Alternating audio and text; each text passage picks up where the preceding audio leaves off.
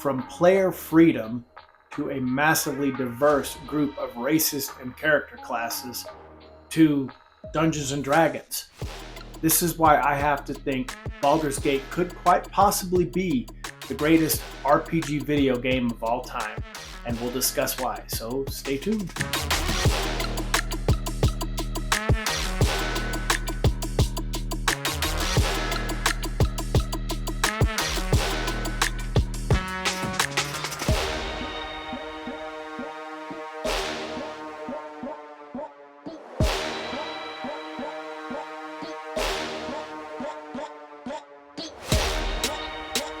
I played a lot of RPGs when I'm gaming, my all-time favorite being Knights of the Old Republic, and I played all the Mass Effects and the Dragon Ages, but nothing quite gave me a sense of real player freedom than Baldur's Gate 3. Again, I am Matt with That's Fair Podcasting and Gaming Geeks Live, and if you are new here, please feel free to subscribe to one of those channels, please. If not, maybe like the video. We're at your mercy. Help us in that algorithm. If you don't do any of those things and you just watch this video, that's really what means the most to me, and thank you so much. But what could possibly make Baldur's Gate 3 the greatest RPG of all time? I mean, again, like I said player freedom. You have your races and your classes, so much to choose from, and your Dungeons and Dragons element. But seriously, I mean, it's a big open world. It takes place in the Forgotten Realms, and honestly, what makes BG3 so great? Again, let's go with unmatched player freedom. I mean, what couldn't you do in that game? I mean, obviously, you're still limited by a linear direction, but in this one, you had so many deep choices to make, and there was so much in the way of benefit and consequences that legitimately just hammered you home for whatever it was you made, and you loved making these choices. Like, I'm guilty here, but I believe he was the vampire assassin Astarion. Maybe I said it wrong, but I think that what I did was horrible. I killed him.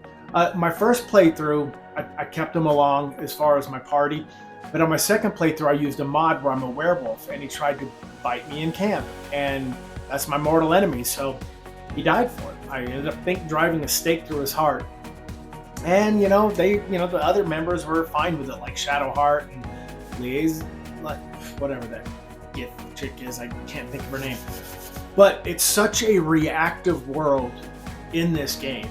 I mean, at every corner you need to explore every corner, because you've got your shovel, you're digging, and you're always finding loot. I mean, who doesn't want to find loot? But so much is hinged upon whatever decision you make, and it's insane. You have a massive detailed storytelling, narrative. It's a wonderful story. I don't know about you, but, obviously you have the Mind Flayer tadpole stuck in your head.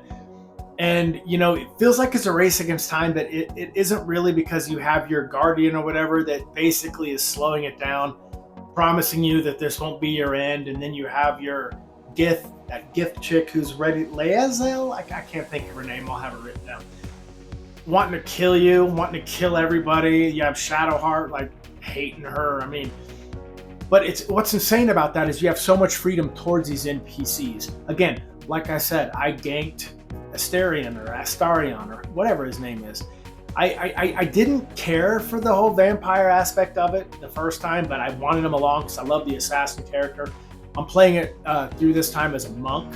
I'm using a lot of flurry of blows. But let's be realistic. When you play this game, it's got a great cinematic cutscene to it too. Like, every time it goes into, you can talk to almost everyone. It's such a huge open world, and it's just, to me, in Baldur's Gate 3, the possibilities became limitless. You can shape your own player's destiny in different ways. A lot of it hinges on character race and character class too, and that's what makes the replay value of this so extremely high, because you can play a different character every time, a different character class, a different character race, and it adapts to a world that is so just full of endless possibilities. I think Larian Studios really knocked this one out of the park when they made it. I mean, the enhanced choice options that you're giving. I mean, it's just like you definitely want to replay it to go through and make different choices because you want to see different outcomes. Don't Google it because you'll kind of screw yourself when you do it.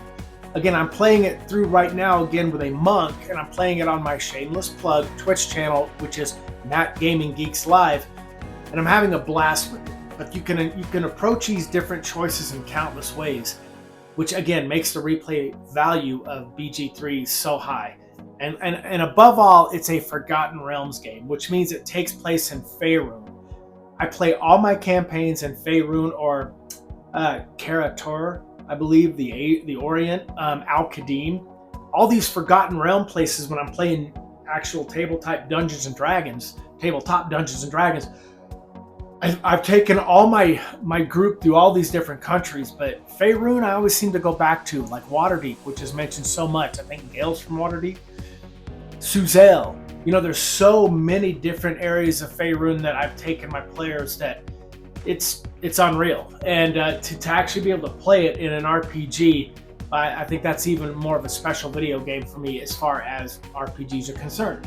I even like the fact, I don't remember his name, but you find him early on in a crypt and he joins your camp and allows you to make actual vessels to add to your party. And I love that because you can, you have a freedom of choice of your character class and your race, and you can switch it up, randomize, and I'm having a blast with it. Now I'm also modding this game, so I'm doing a lot of different things, like Shadowheart has different hair, and again, I'm a werewolf in this one, so if I'm overwhelmed, I can just shapeshift and I'm in my Lycan form and I'm just kicking ass.